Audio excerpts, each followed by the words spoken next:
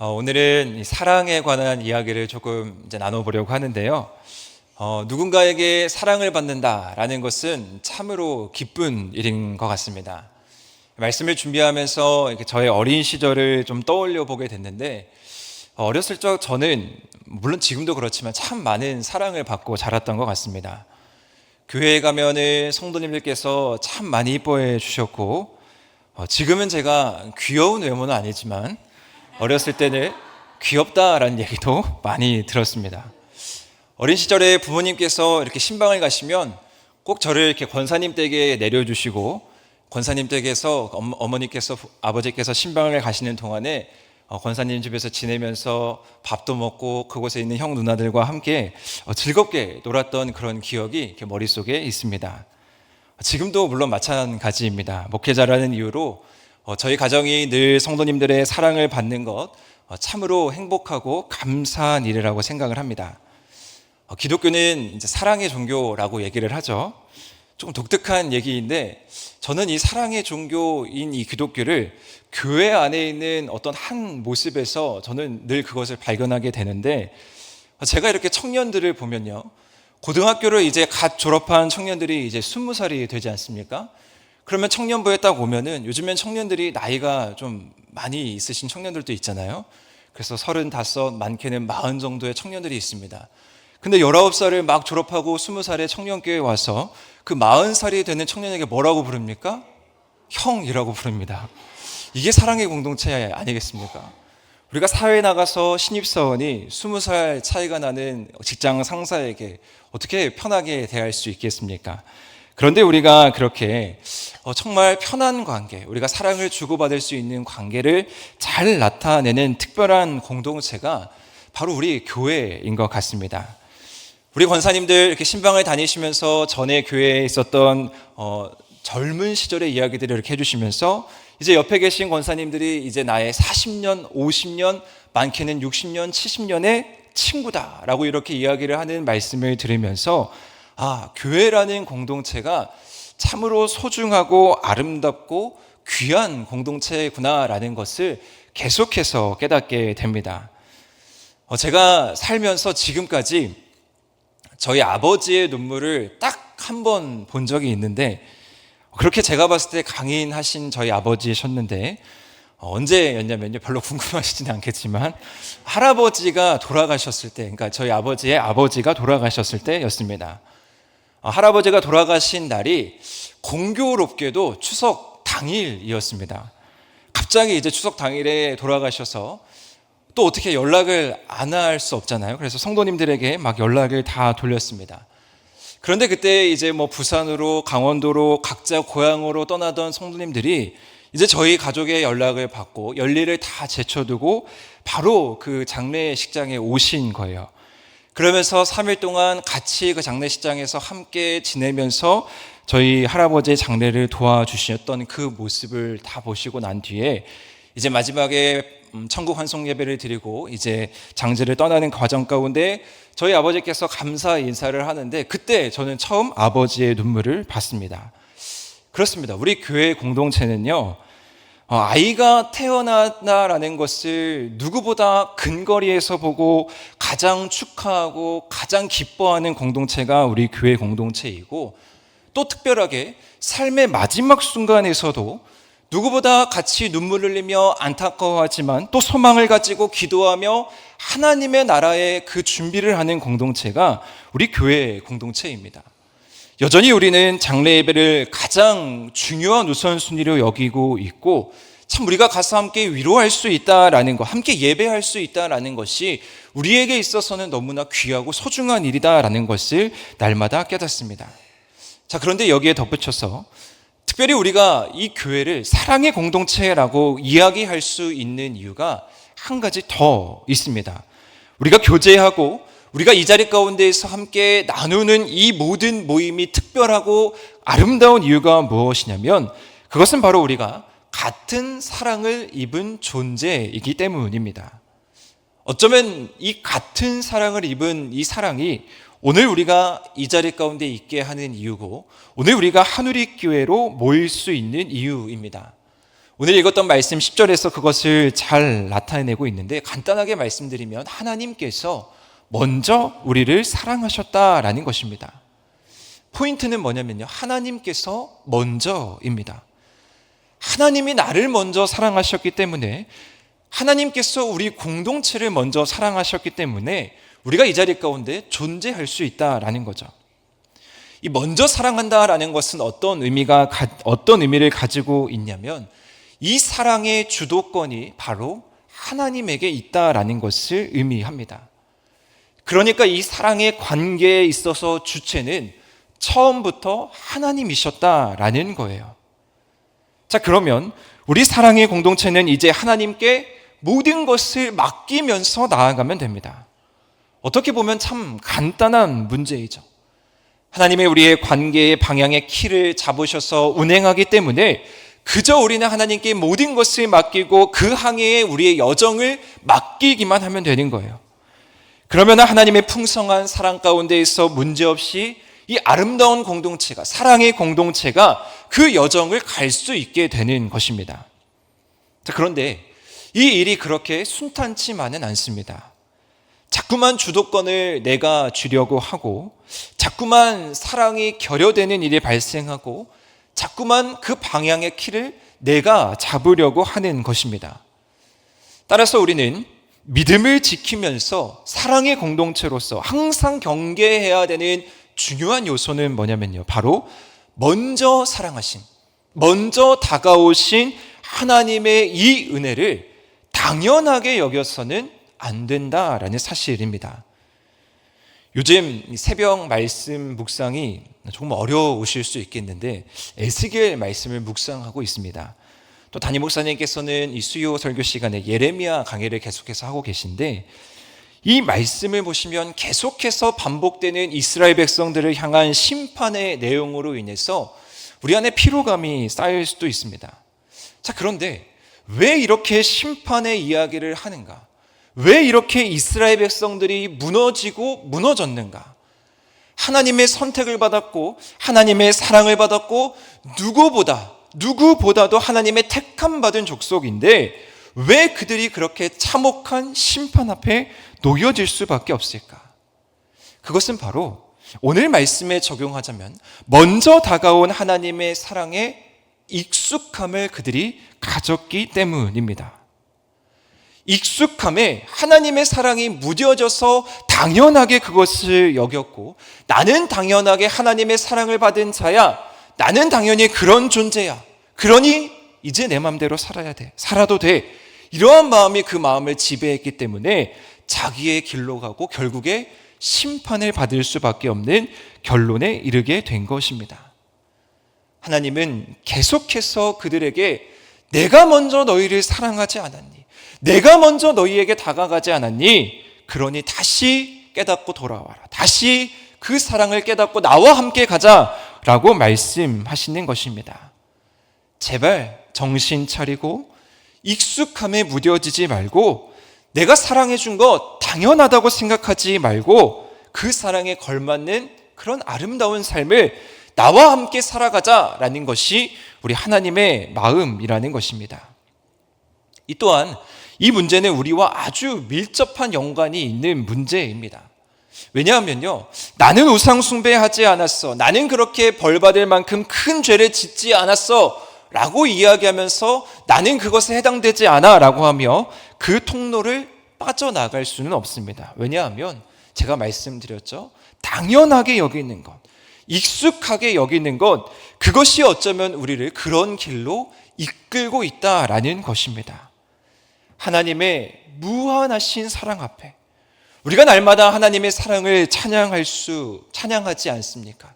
그 크신 하나님의 사랑, 바다를 먹물 삼아도 감히 헤아릴 수 없는 그 하나님의 사랑을 우리는 찬양하는데, 과연 우리는 그 넓고 무한하신 하나님의 사랑 앞에서 그것을 그냥 당연하게 여기고 살아가고 있는 것은 아닌가? 아마 이 숙제는 하나님 앞에 서는 그날까지 우리 삶에 지속되는 숙제라고 여겨집니다.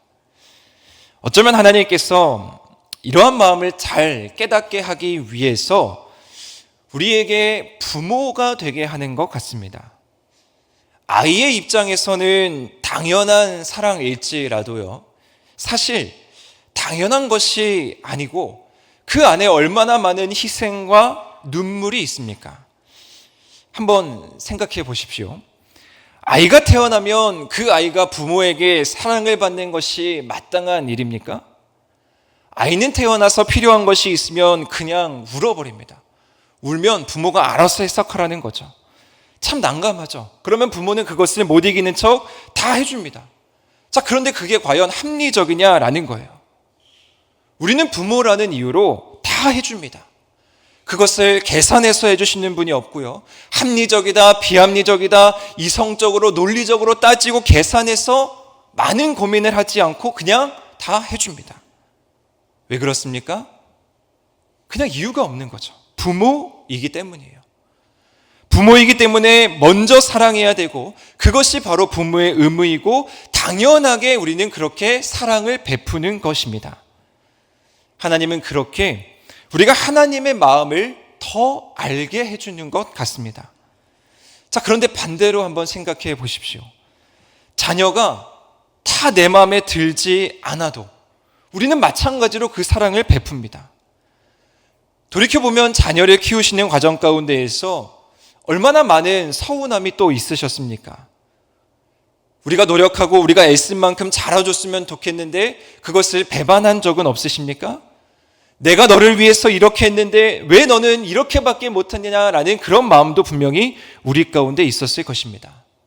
자, 그런데 그 또한 우리는 부모라는 이유로 그들을 향해서 미워하는 마음, 분노의 마음, 그런 감정을 갖는 것도 잠시, 이 또한 당연하게 더 넓은 사랑으로 그 아이를 이해할 수밖에 없습니다.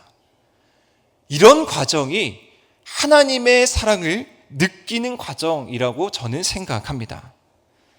자, 그런데 우리는 하나님 앞에서 사실 당연하지 않은 존재였어요. 우리는 하나님의 사랑받을 수 없는 존재였고, 분명 우리는 하나님의 은혜를 받을 만한 자격이 없는 존재였다라는 겁니다. 우리는 죽을 수밖에 없는 죄인이었고, 여전히 우리는 죄악된 세상 속에서 방황하며 살아갈 수밖에 없는 존재입니다. 나는 아니라고 부인할지라도 우리의 존재가 그렇다라는 거예요. 그냥 우리가 어린 아이가 맹목적으로 부모에게 떼를 부리고 이것이 옳은지 잘못된 것인지도 잘 구별하지 못하는 그런 나약한 존재가 바로 우리의 존재였다라는 겁니다. 만약 우리가 하나님을 알지 못했다면요. 그런데 사랑하는 성도 여러분, 하나님의 사랑이 그 모든 것을 덮어주셨습니다. 죽음을 뛰어넘는 사랑을 우리에게 보여주셨고, 세상에서 방황하는 우리에게 바른 길이 어떤 길인지를 알게 해주셨습니다. 어린 아이가 이것이 사랑인지 이것이 사랑이 아닌지, 이것이 희생인지 고통인지 눈물인지 모르면서 받았던 그 무한한 사랑을 우리가 받았다라는 것입니다. 그런데 어찌 우리가 이 놀라운 사랑을 당연하게 여길 수 있게 했습니까? 우리는 예수 그리스도를 주라고 시인하면서 구원받은 자로서 구원받지 못한 삶이 얼마나 황폐한 삶인지를 잘 알고 있습니다. 자, 왜 그러면서도 우리는 나는 그 삶과 전혀 상관이 없어, 나는 이미 그 삶과 상관없는 삶을 살아가는 구원받은 존재야 라고 확신하면서 왜 안일함 가운데서 그 사랑의 감격을 놓고 우리가 살아가고 있느냐라는 것입니다. 죽음이 두렵지 않은 사람 아무도 없을 것입니다. 그러나 그 죽음 앞에서 소망을 가질 수 있다라는 것 얼마나 귀한 일입니까? 하루하루 삶의 의미가 없이 살아가는 사람들이 얼마나 많이 있습니까? 자, 그러나 그러한 상황 가운데에서도 여전히 하나님의 나라를 위해서 내가 할 일이 있고, 특별히 연로하신 나이이지만 우리 애단 찬양대 성가대 여러분들, 지금도 이 자리 가운데 나와서 내가 하나님을 위해서 할 수 있는 일이 있다는 것, 하나님께서 나를 찬양의 군대로 세워줄 수 있다는 것, 이 얼마나 귀한 일입니까? 세상 속에서 방황하며 여전히 암흑 속에서 어찌할 바를 모르는 사람들이 많이 있는 이 상황 가운데 내가 하나님의 자녀로 구원받아 나의 갈 길이 어떤 길인지를 분명히 알 수 있는 것, 이 얼마나 놀라운 일이냐 말입니다. 사랑하는 성도 여러분, 우리가 이 감격 속에서 매일매일을 살아가시기를 축복합니다. 오늘 이 수요 예배 시간을 통해서 저는 물론 이 사랑의 감격이 지금도 넘쳐 흐르는 마음으로 살고 계시겠지만 그 감격이 더욱더 회복되는 시간이 되기를 소망합니다. 우리의 감격이 무엇입니까? 제가 계속해서 얘기하고 있지만 우리의 감격은 다른 것이 우리의 감격이 아닙니다. 바로 십자가의 사랑이 우리의 감격입니다. 사실 다른 어떤 요소를 제시해도, 다른 어떤 물리적인 요소를 우리 가운데 아무리 많이 제시해도 이 십자가의 감격을 뛰어넘을 수는 없습니다. 우리에게 주어지는 헤아릴 수 없는 축복, 우리가 자녀가 상상 이상으로 잘 풀리고 우리의 가정이 물질적으로 넘치는 축복을 받고 우리가 정말 생각하는 대로 모든 일이 다 잘 풀려도, 이 모든 일을 다 합해도 십자가의 감격을 뛰어넘을 수 없다라는 것입니다. 사실 이 사실이요, 오늘 우리가 하나님 앞으로 나오는 이유고 오늘 우리가 그리스도인으로 살아가는 이유입니다. 이 감격은, 이 십자가의 은혜는 우리 삶 전체를 뒤바꿔 놓은 아주 중요한 사건입니다. 따라서 이 놀라운 은혜와 감격이 우리 삶 가운데 계속해서 넘쳐나야 하는 것이죠. 어떠한 상황과 어떠한 삶을 마주하더라도 예수 그리스도의 십자가와 보혈로 그 완전하신 사랑으로 인해서 우리의 삶과 질이 달라질 수 있어야 하는 것입니다. 그 크신 사랑으로, 십자가의 은혜로 넉넉히 우리는 모든 것을 이길 수 있어야 하는 것입니다. 왜냐하면 사랑하는 우리 예수님께서 십자가에서 그 모든 것을 이기셨기 때문입니다. 십자가의 능력을 의지하며 나아가는 우리 하늘이 모든 성도님들 되시기를 바랍니다. 고등학교 때 교회에서 이렇게 부흥회를 하는데 한 부흥 강사님께서 오셔서 말씀하셨던 내용이 많은 시간이 지났는데 아직도 선명하게 기억이 납니다. 그 강사님의 핵심 메시지는 무엇이냐면 예수 십자가의 보혈이 내 피가 되게 하라라는 메시지였습니다. 어릴 때 그 말씀이 참 무시무시하게 다가왔어요. 그리고 기도하는 방법도 알려줬는데 어떻게 기도하라고 했냐면요, 샤워를 하잖아요. 샤워를 하면서 꼭 기도를 하라고 가르쳐 주셨는데, 샤워를 하면 물이 이렇게 흐르잖아요. 그때 기도를 하라고 하셨습니다. 주님, 내 삶에 이 물같이 주님의 보혈이 흐르게 하옵소서. 그때는 잘 몰랐습니다. 그 기도가 어떠한 기도고 그 기도의 삶이 어떠한 삶을 살아내는 것인지 잘 몰랐습니다.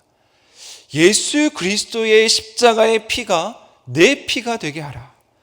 주님의 그 보혈이 나의 삶에 흘러서 내 몸을 흐르게 하라. 조금씩 삶을 살아가다 보니까요, 내 삶에 주님의 보혈이 흐르게 하는 삶, 결코 쉬운 삶이 아니라는 것을 날마다 깨닫습니다. 우리가 주님의 보혈을 찬양하고 주님의 보혈을 외치기는 하지만 정말 내 삶 가운데 주님의 보혈이 흐르는 삶을 살아가고 있는가? 정말 내 안에 십자가의 그 놀라운 사랑과 그 감격이 내 삶을 뒤덮여서 내가 십자가를 선택하는 삶을 살아가고 있는가? 내 삶에 주님의 보혈이 흐르는 삶은 참으로 무겁고 책임 있는 삶입니다. 즉 십자가의 감격과 그 은혜를 깨닫고 살아간다라는 것은 우리가 이 땅 가운데에서 이제 무거운 거룩한 책임을 가지고 살아가야 한다라는 것을 의미하는 것이죠. 우리가 그러한 삶을 살기로 다짐했다면 우리가 이제 십자가의 보혈에 의지하면서 그 보혈의 피를 흐르는 삶을 살아가야 되는 것입니다. 저는 오늘 본문 말씀에 근거해서 구체적으로 우리가 그 감격 속에서 살아가는 삶이 어떠한 삶인가를 좀 적용하며 말씀을 마무리해 보고자 하는데, 우리 7절, 8절 말씀을 우리 한번 다시 한번 읽어보도록 하겠습니다. 시작.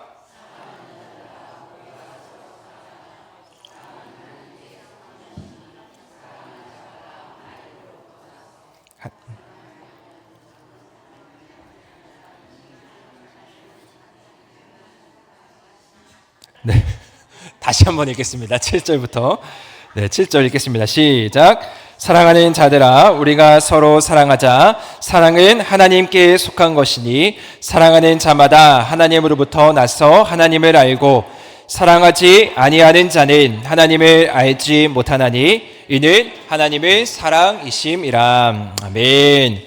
십자가의 사랑과 그 은혜, 주님의 놀라운 보혈의 피를 우리 삶 가운데 회복하는 구체적인 삶이 저는 오늘 이 요한일서 말씀에 나타나 있다라고 생각을 합니다. 첫 번째 그 의미는 바로 하나님을 알아가는 것입니다.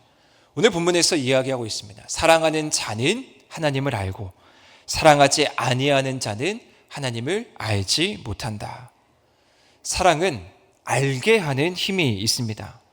우리가 누군가를 사랑하게 되면요, 상대방에 대해서 더 많이 알고 싶고 더 많이 나의 것을 나눠주고 싶은 것이 당연한 모습입니다. 우리가 하나님을 사랑하게 되면요, 당연히 하나님을 더 많이 알고 싶고 당연히 더 하나님께 더 많은 것을 드리고 싶습니다. 아니, 내가 평생을 위해서 지금까지 주님을 위해서 알고 주님을 위해서 헌신하는데 더 하나님을 알아가라고 생각하실 수도 있겠습니다. 자, 그런데 한번 생각해 보십시오. 우리가 평생 주님을 알아가고 우리가 평생 우리의 전부를 주님께 드려도요, 우리는 하나님의 일부만을 알 수 없는 존재입니다. 내가 하나님을 다 알아. 내가 하나님을 이만하면 다 알 수 있어.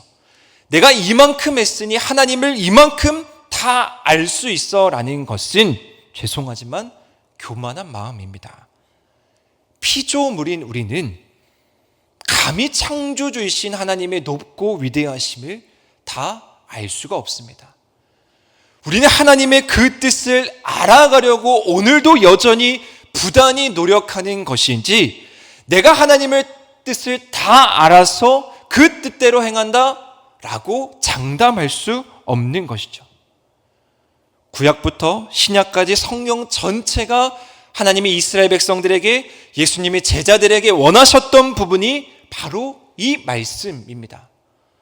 이 성경 안에서는 이 알다라는 단어가 참 많이 반복되어 있는데 하나님의 마음이 거기에 담겨 있는 거예요.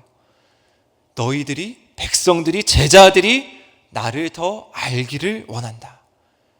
그렇기 때문에 우리가 제자 양육도 하는 것이고요, 밥 훈련도 하는 것이고, 성경 암송도 하는 것이고, 7090 여름 성경학교도 하는 겁니다.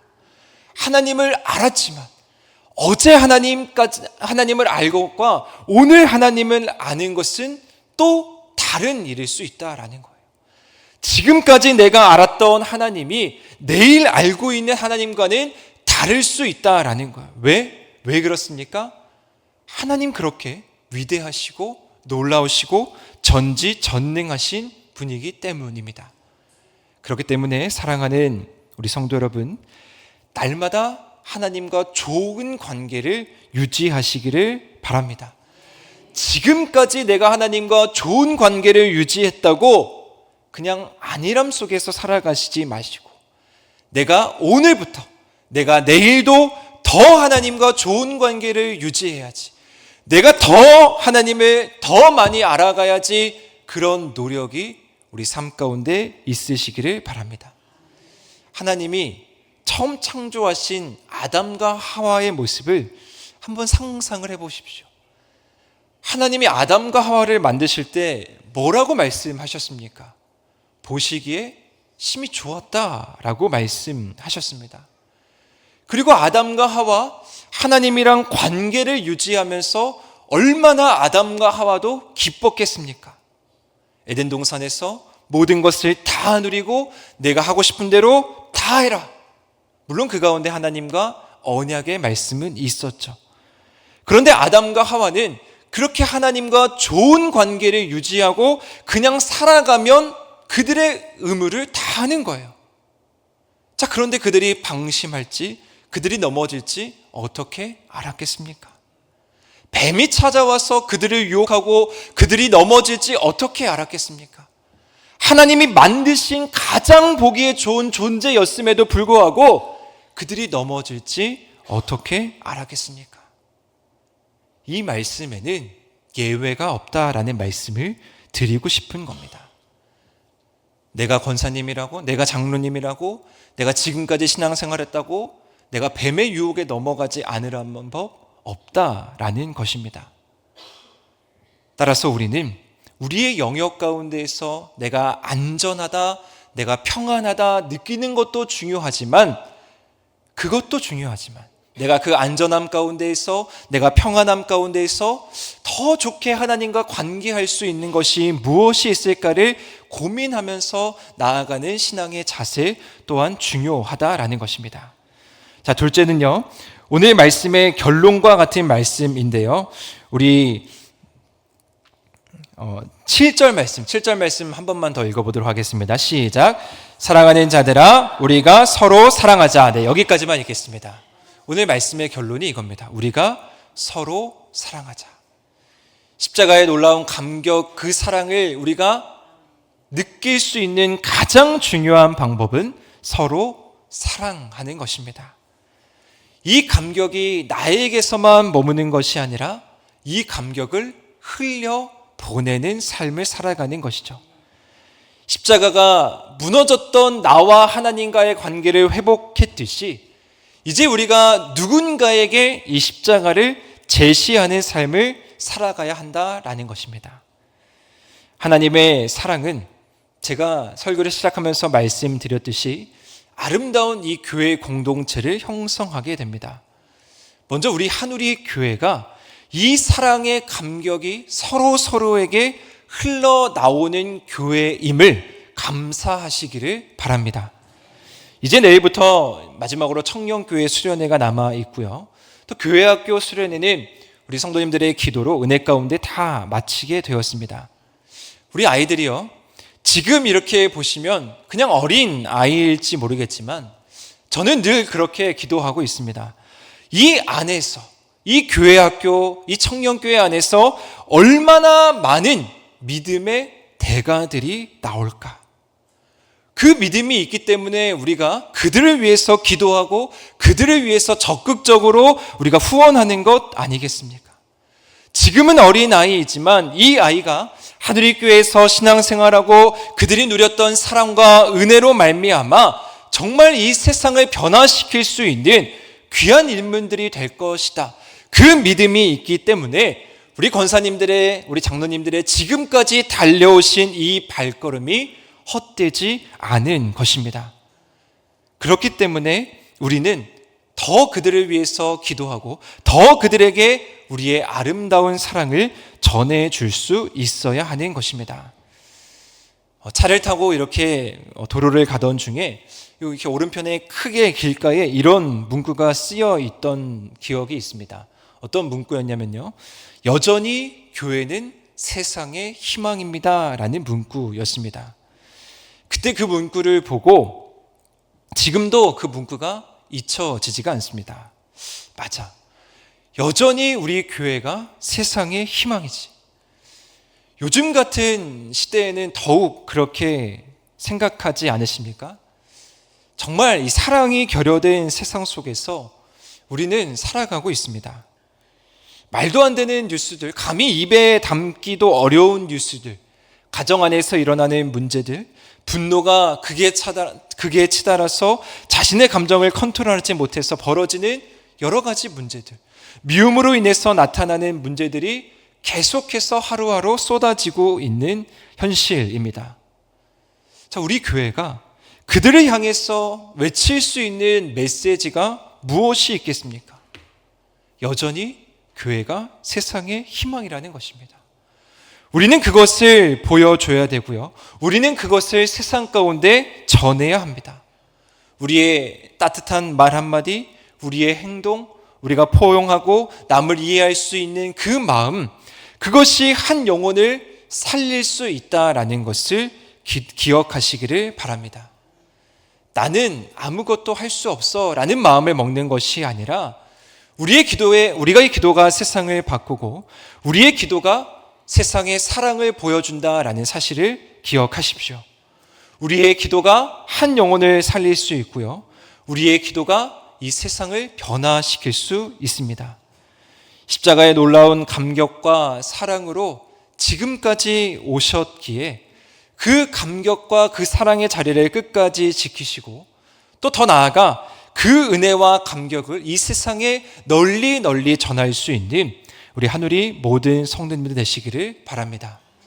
십자가는 하나님의 능력이 있습니다. 그러니 삶의 자리에서 문제와 어려움이 직면하실 때 아직도 여전히 풀리지 않는 숙제들이 우리 가운데 있을 때 이 십자가를 선포하시기를 바랍니다. 하나님의 능력이 내 삶 가운데 넘쳐나기를 소망합니다. 하나님의 일하심이 여전히 우리 삶 가운데 있음을 기억하면서 이전에 그 감격에 젖어서 내가 이전에 얽매이는 십자가가 아니라 오늘 정말 내 안에서 흐르는 그 십자가를 내가 담대히 선포할 수 있도록 주님 나에게 힘과 능력을 더하여 주십시오. 이 기도가 오늘 우리의 기도 되기를 주님의 이름으로 간절히 축원드립니다.